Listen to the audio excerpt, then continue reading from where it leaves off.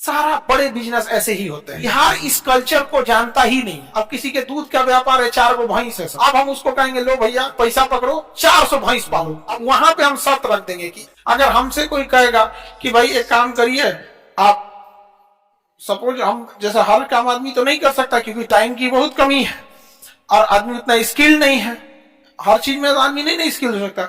अब किसी के दूध का व्यापार है, 4 गो भैंस है सब, अब वो 4 गो भैंस में कुछ नहीं होने वाला है और हम 400 भैंस पाल सकते हैं लेकिन हमारे पास टाइम नहीं है।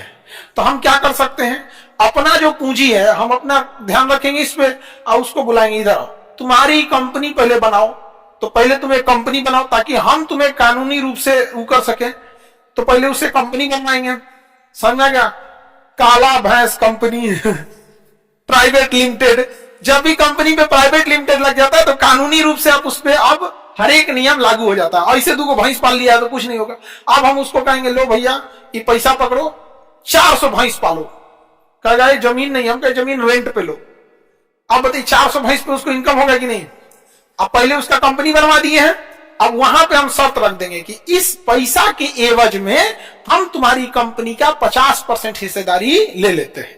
भैंस पालेगा वो, खिलाएगा वो, भैंस दूहेगा वो, गाय दूध बेचेगा वो, पैसा आएगा आधा ले जाएंगे हम अपना पठन पाठन का काम करते रहेंगे, हमारा काम इधर होते रहेगा।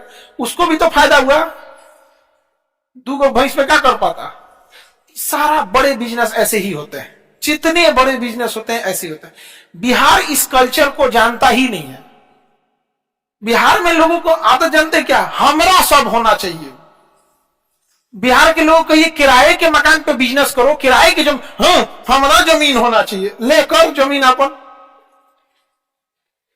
आप अगर ये सोचते कि पटना में लॉज में जिसमें रह रहे हैं या जिस हॉस्टल में रह रहे हैं हॉस्टल आपका होना चाहिए तो इस जन्म में तो पढ़िए नहीं पाते। तो यही चीज अगर कोई बिजनेस में सोचेगा तो इस जन्म में तो उससे बिजनेस हो गया, कभी नहीं हो सकता है बिजनेस। यार समझ में आ गया कि नहीं गया। बिजनेस में एक्सपेंस नेचर होना चाहिए कि भाई हमको 100 रुपया आ रहा है तो 50 खर्च करने की क्षमता होनी चाहिए। अब हम लोग 100 रुपया आ रहा है तो सोचेंगे 98 बचा ले, नहीं समझ में आया।